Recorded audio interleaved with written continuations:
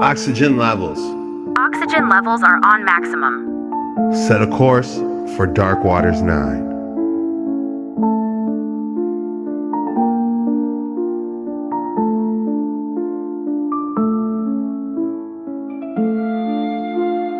So you're really going to tell me there wasn't a giant world before us? So what about all these giant mushrooms? And I know some are going to say it's just a coincidence and it's just probably a rock formation that just looks like a mushroom. But I got to tell you, that's a giant mushroom, and there's a lot of people out there that'll agree with me. And in my opinion, at one time there was a giant world, there was giant people, giant animals, giant plants. And why that part of our history does not want to be acknowledged by science, it's not a mystery, it's more of a letdown to humanity. So you're really going to tell me there wasn't? So it's no longer a mystery, it's more of a letdown to humanity. Dang. This looks to be like it's throwing a wrench in the gears in the official story of how Earth came to be and what the timeline of events was. They say if the news is fake, imagine how bad history is. Well, these guys are finding seashells and all kinds of stuff, which people find seashells all the time that are old. Except they're at the top of a mountain. And that means this mountain was under an ocean at one point. But how long ago? According to official sources, about 3 billion years ago. Do these look like 3 billion year old shells? Let me know. And I'm just going to put this out there. We have been completely lied to about the nature of our reality in general. I mean, they'll tell you this is formed from magma. We really are in the remnants of an ancient civilization and ancient different freaking biome in this world, man. Gigantic trees that were silicon based. You can't tell me this is freaking magma. And then this one, let me just say, there's ancient texts talking about trees that reached the freaking top of this world we live in, man. Look at the hexagonal structures of plants compared to the hexagonal structure of some of these rock formations they found, which they literally say, by the way, is magma and erosion. So you're telling me magma makes perfect hexagons, but yet if you type in magma that has cooled and you look at some videos, pictures of it, it literally is all over the place. There's no rhyme or reason to it. Who knows exactly what's going on here? This had to be the bottom of the ocean, or at least a beach at one time for a while. So it wasn't just a flood. Like, this was actual water on top of these mountains.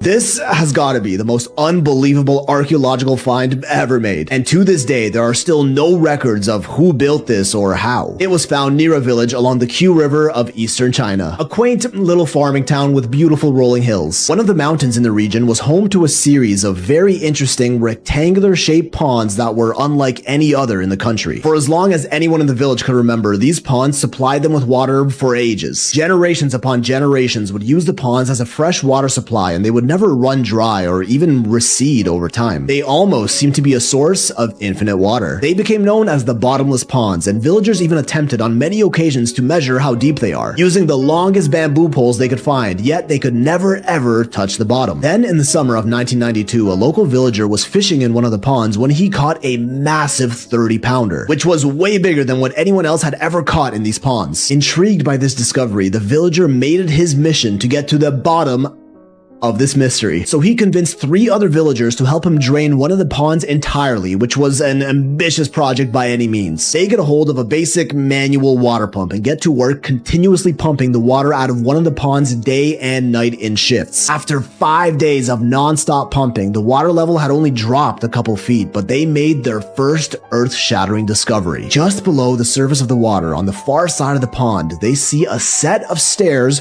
going down into the bottom of the pond. This was clearly huge. Excited, they got 4 more water pumps and rallied a few more villagers to help their cause and continued pumping non-stop for 17 more days. And they did it. They drained the entire pond, and what they found shocked not only the village, but the entire world as well. They were looking directly into an ancient man-made subterranean complex that completely defied their entire understanding of history. These are the Long U caves, crafted with perfectly flat floors, enormous rooms, grand pillars, and even intricate art carved carved into its walls. The entire excavation revealed 24 caves in a massive underground network, 14 of which were collapsed, but the 10 that stood were just unexplainable, indicating a level of sophisticated precision in making these caves that totally rewrote conventional ancient Chinese history as they knew it. The walls had finely carved patterns, a level of detail typically achieved by only the most advanced artisans, and were even found on the ceilings, which would have been even harder to pull off, which in some areas would stand up to 10 stories tall, with a total area spanning 11,000 square feet across all of the caves, with no evidence of soot or burn marks anywhere on the walls or ceilings, implying they either did all of this in complete darkness or using some lighting method we're not aware of. Not to mention, some of these caves didn't even connect with each other, yet were perfectly chiseled with walls less than 50 centimeters thick separating them. This level of precision is borderline impossible for its time. Once again, an ancient structure so impressive that it almost seems like they had some form of advanced technology that was either lost or suppressed over time. If it even was possible with the technology available at the time, it's estimated a project like this would have taken centuries to finish. Current estimates put it at around 2,000 years old, yet there are no records of these caves anywhere in ancient Chinese history. Just like the Egyptians, the ancient Chinese were meticulous record keepers of everything they did, yet not a single account of this engineering marvel of a complex found anywhere among them.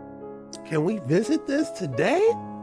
It seems to be a trend among ancient cultures to make epic shit and just never write about them for some reason. There isn't even any evidence of the people who could have built these caves. On top of that, this complex would have required the removal of millions of tons of stone, which is nowhere to be found. Such a monumental quantity of rock would have left a huge impact on the surrounding landscape, yet the region around the cave has nothing. But overall, China is no stranger to caves like these. 100 miles north, we see the Huashan Grottos, another network of 36 caves with a similar sophistication as Longyu. Despite being a project that would have also taken centuries to complete, there are also no records of who built them, how they were built, or for what purpose. They're just there. And just as mysteriously, the millions of tons of rock removed from the subterranean network are nowhere to be found. Maybe they were transported and used in other projects, like the mythical Great White Pyramid they so closely guard. Same with the Guyaju Caves, China's largest cliff-dwelling complex composed of 117 caves, discovered in 1984, sprawling over 25 acres, more than 1 million square feet. These are made out of granite, which we know is very hard and very difficult to carve, so we can't even begin to imagine how they did any of this. All of these caves lack significant datable archaeological evidence and have very few, if any, historical records of their construction. Isn't it kind of weird that a civilization known for its meticulous record keeping has no surviving records of arguably its most impressive feats? We really have no idea how.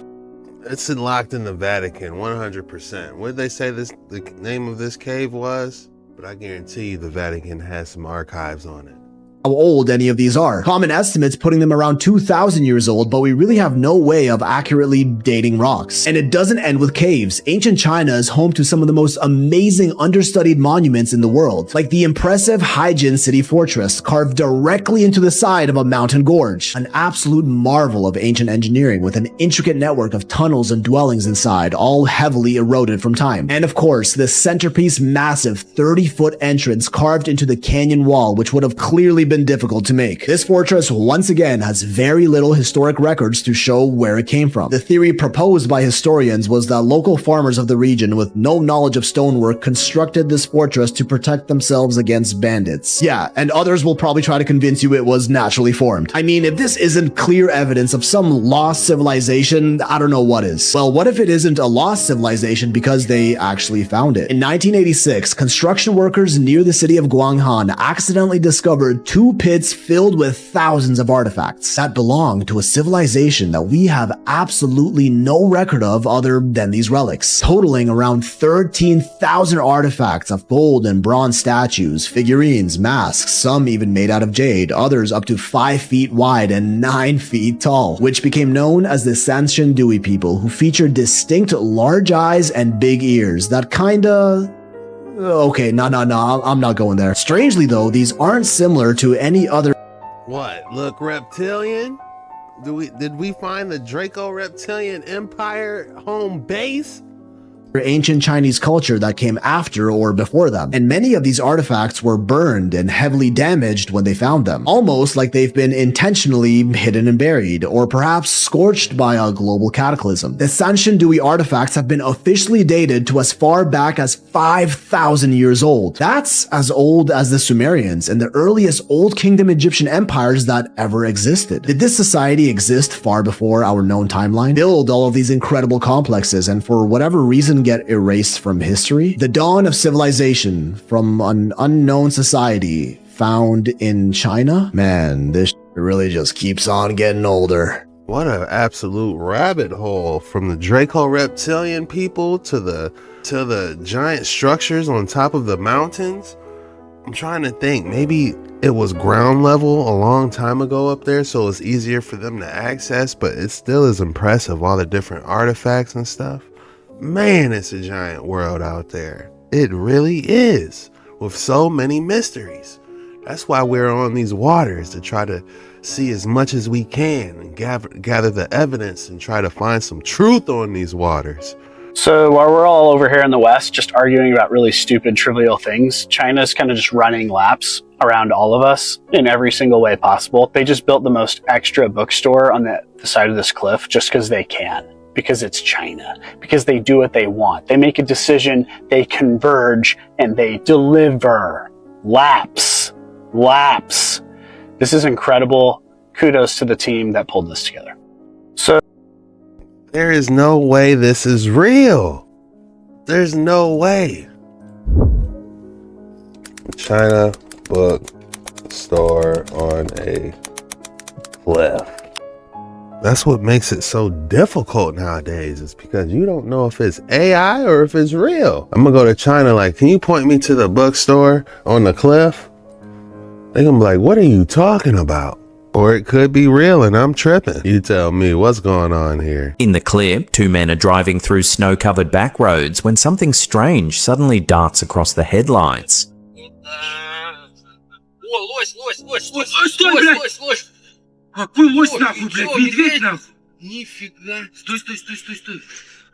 A tall bipedal figure sprints across the icy road before vanishing into the darkness of the forest.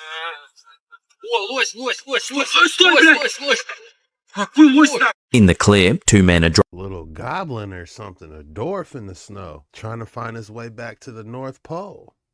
People don't realize how much knowledge is actually kept secret in the Vatican archives. 85 kilometers of shelf space, 35,000 volumes of catalogs, logging over 1,200 years worth of records. By 2018, it claimed to hold the equivalent of 180 terabytes of data, said to mainly store documents relating to the Pope, internal accounts of the Church, and other significant historic records. But up until 1881, no one but the Pope's inner circle was even allowed inside, so who knows what's really hidden down there. Even today, the secret archive is not accessible to the public, but only to certain scholars and under the most bizarrely specific conditions that you could imagine. First of all, any living pope needs to have been deceased for over 75 years before any documents collected during his time become available. Then, only academics who undergo a very thorough vetting process are allowed access, and also need to request special permission to anything they want to look at. That can take months and may not always get granted. And even then, they wouldn't be able to just walk through and browse the archives to find what may be of interest. No, you need to specifically request the exact documents that you want to look at without ever stepping inside.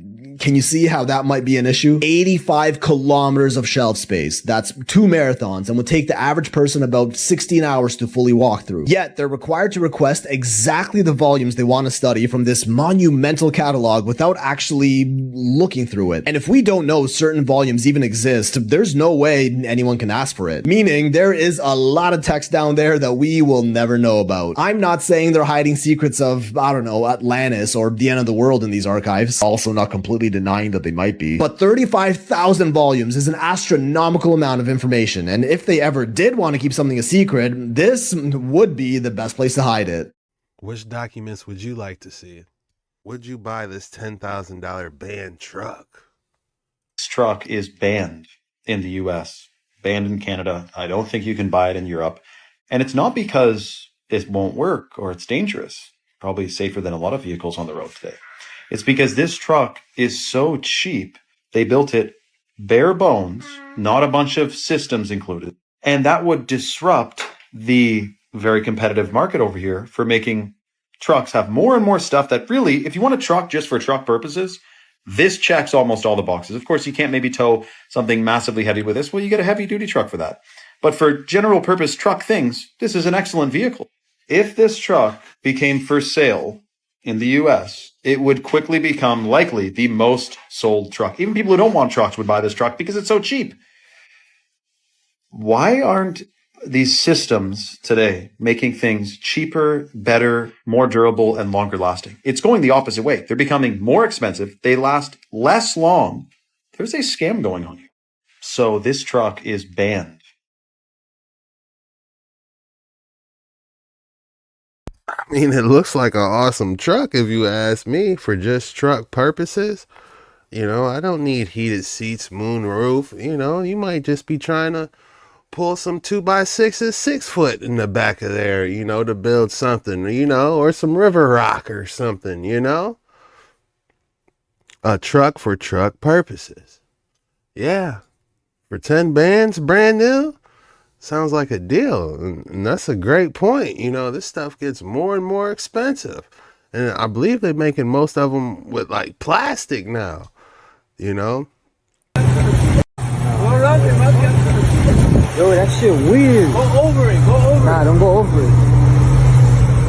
Because if we hit that shit and we get stuck on top of that, and it keeps, oh, that shit's brighter. It's getting brighter, yeah. They're pointing around like this. I don't see nothing. I just see like a flashlight. Oh, and it's moving. Yup. There's somebody there, bro. Look at the fishes. It's like a light. I think it's a light. It's, to me, it could be 3 things. It can be a diver. It could be scuba diving and they got a bright light. It's a UFO. Or they're using some type of fishing bait that they put in those cages that might attract fish with the light. Those are my 3 guesses.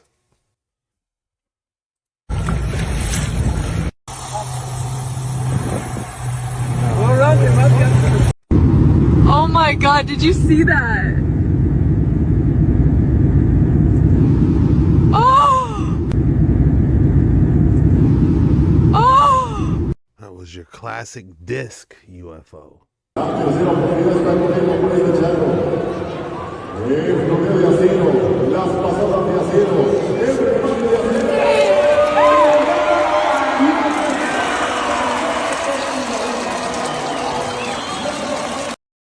Dang, that took talent. With the hat.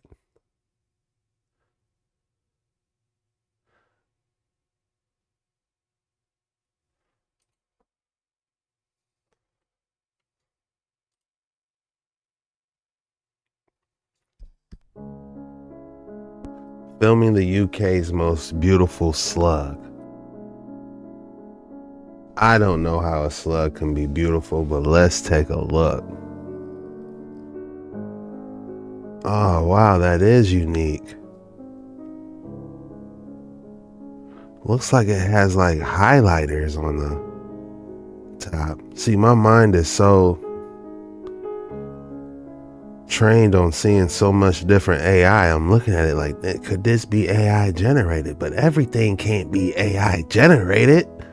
That is called the rainbow sea slug.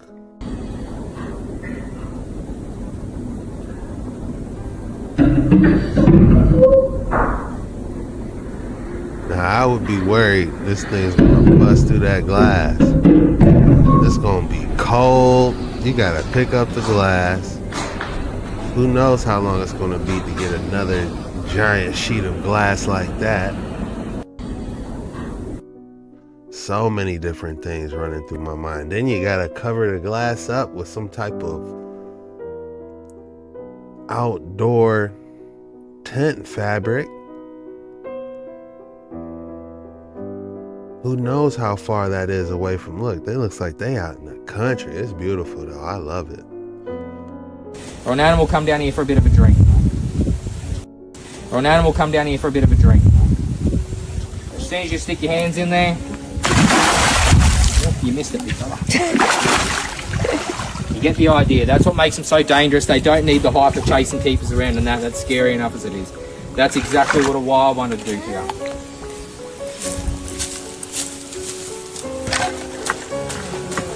And look, it just disappears. That is... Yeah, see, that's why I don't mess around. In Florida, you know, if y'all got gators, I'm not jumping in that lake. Y'all a different breed. Hopi Indians have lived on the high desert of northern Arizona for thousands of years. This barren but beautiful landscape was the place where Hopi gods directed them to build a number of villages made up of pueblos, what we today would call stone apartment complexes. Here the Hopi managed to flourish by simply growing corn, beans, and squash with very little rainfall and almost no irrigation. One of the most intriguing Hopi legends involves the ant people, who were crucial to the survival of the Hopi, not just once, but twice. The so-called First World, or World Age, was apparently destroyed by fire, possibly some sort of volcanism, asteroid strike, or coronal mass ejection from the sun. The Second World was destroyed by ice age glaciers, or a pole shift. During these two global cataclysms, the virtuous members of the Hopi tribe were guided by an odd-shaped cloud during the day and a moving star at night that led them to the sky god named Sotuknang, who finally took them to the ant people, in Hopi, Anusinom. The ant people then escorted the Hopi into subterranean caves, where they found refuge and sustenance. I'm not too sure about that story, but I do think it's a possibility that there's different types of people living underground. How deep and where, I don't know. If you thought I wasn't going to hit you with another excellent specimen today, think again. All right, you guys see it. We got a blue fluorite cube. And it looks like it's with some quartz. Oh, wolframite and Erison pyrite. What would you guys name this? I would call this purple Rubik's Cube in sand.